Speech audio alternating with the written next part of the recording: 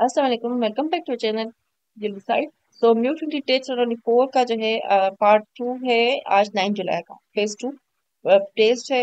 Start हो चुके हैं कल से, और कल की भी सारी वीडियोस अपलोड हुई हैं। 3 पार्ट्स हैं।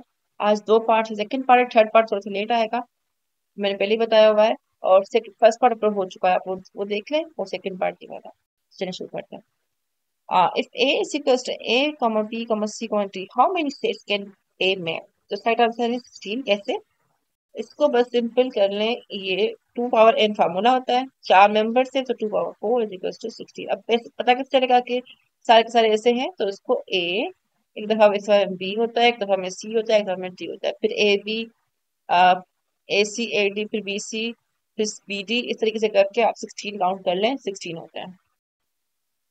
Iron compounds are soluble in dash. Right answer इसका है ए, वाटर। जैसे कि आयनिक कंपाउंड्स में आपका NaCl आ गया, तो वो मतलब कि सॉल्ट, मतलब कि वाटर में सॉल्युबल है। इंटीग्रेशन ऑफ एक रेडिकल एक्स, इसका मैंने जानबूझ के सॉल्व नहीं किया, आप यहाँ पे कर लेते हैं। हम्म, ये हो जाएगा x1/2। ठीक है, अब फॉर्मूला हमारे पास होता है n x n+1। इस तरीके से कुछ नहीं, सॉरी, इंटीग्रेशन का होता है n x n+1 upon n। ठीक है, इस तरीके से। अब इसको क्या करें, +1 कर लें यहाँ पे, अपॉन में इसको 1/2 +1 कर लें। और अब एक एलसीएम निकालते हैं साइड में करके। 1/2 +1 तो हो जाएगा 2, यहाँ हो जाएगा 1, 2 1 जा 2, यहाँ पे कुछ नहीं तो 1, 2 1 जा 2, ये हो जाएगा 3/2। तो हमारे पास हो जाएगा ये x 3/2, यहाँ पे भी 3/2।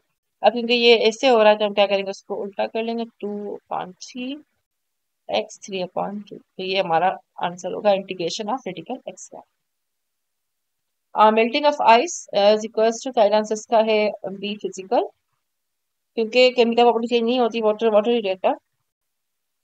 Kinetic energy is maximum at which position, तो उसका राइट आंसर है B, extreme position. Unit of power in, I think kinetic energy maximum mean में, एक्सट्रीम पोजीशन मिनिमम में होनी चाहिए। अब मैं आपको बताती हूँ, देखें यहाँ पे जब एक्सट्रीम पोजीशन दोनों की होती हैं, तो आई गेस ये एक्सट्रीम पोजीशन हो जाएगी, ये मीन हो जाएगी, बीच में है अपने इस तरीके से। तो एक्सट्रीम पे तो मैक्सिमम काइनेटिक एनर्जी होना चाहिए। तो यहाँ पे आई थिंक काइनेटिक एनर्जी जो है वो मिनिमम एक्सट्रीम मैक्सिमम होगी। ये प्लीज आप कंफर्म कर लीजिएगा। ठीक है, मैंने सर्च किया तो एक्सट्रीम आ रहा था, तो लेकिन मुझे लग रहा है मसला है यहाँ पे, मेरी नॉलेज के हिसाब से, जो कि मैं भूल चुकी हूँ। Unit of power in British Indian system, जिसका राइट आंसर है ए, HP, यानी कि horse power. Which of the following is not drive quantity? तो इसका आंसर है सेकंड, मास, टाइम, और कौन सा है, MLT, लेंथ। ठीक है, ये तीनों जो है ड्राइविंग नहीं। Tangent zero is equal to, right answer इसका है जीरो। स्पेसिफिक हीट कैपेसिटी की डेफिनेशन, तो इसका राइट आंसर है the amount of heat required to raise the temperature of 1 gram substance by 1 degree Celsius. Significant figure 45.55 up to 1। अब इसका ये नहीं पता कि अप टू 1 मतलब कि एक डिजिट करो या फिर एक डिजिट डिजिट तक करो। तो मैंने इसका 3 लिखा है, किस तरीके से कि मतलब कितने सिग्निफिकेंट डिजिट्स हैं, मैंने इस हिसाब से लिखा हुआ है इसको। ठीक है, एक को कम कर देते हैं अगर, तो फिर कितने बचते, मैंने इस कॉन्सेप्ट के हिसाब से लिखा है। अब वहां पे क्या पेपर में एक से क्वेश्चन था, मुझे नहीं पता, तो इस वजह से तो ये 45 पॉइंट, ये 6 हो जाएगा यहाँ पे, क्योंकि जब ऑड होता है तो इस तरीके से होता है। आ 45 मतलब कि जो भी 3 डिजिट्स जो भी सिग्निफिकेंट फिगर्स हो गया, कह रहा अप टू 1, तो फिर सिर्फ ये बचेगा, मन यानी कि एक बचेगा आंसर में। अप टू 1 मतलब कि एक डिजिट बचे, तो फिर एक डिजिट बचाएंगे तो 1 आंसर आएगा उसका, लेकिन यहाँ पे शायद एक कम का कह रहा है। मिथेनॉल फार्मूला, इसका राइट आंसर है BCH3OH। आई थिंक कुछ रिपीट भी होगा है। If a card is drawn at random from a standard deck of playing card, what is the probability that card drawn is a black queen?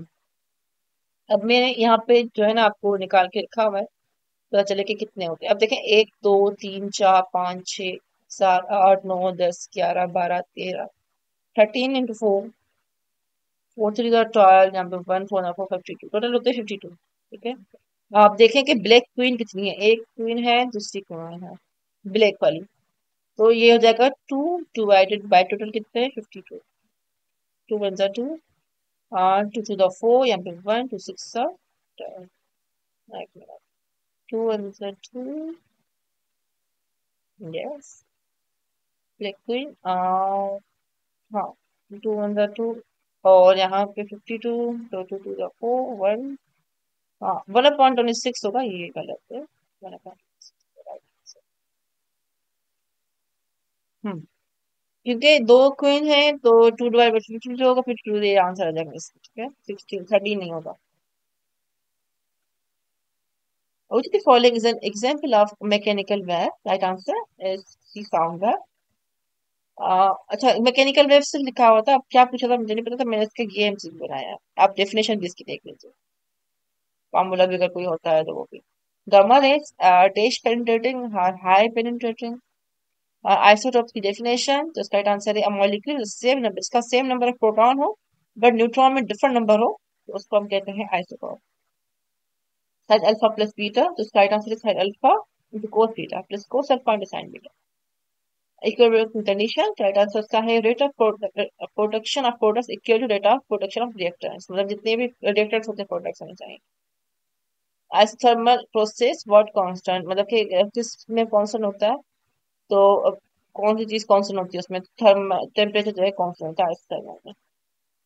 Alkyne का formula, right answer इसका है DCnHn minus H2n, sorry ये है गलत यहाँ पे, H2n-2, ठीक है।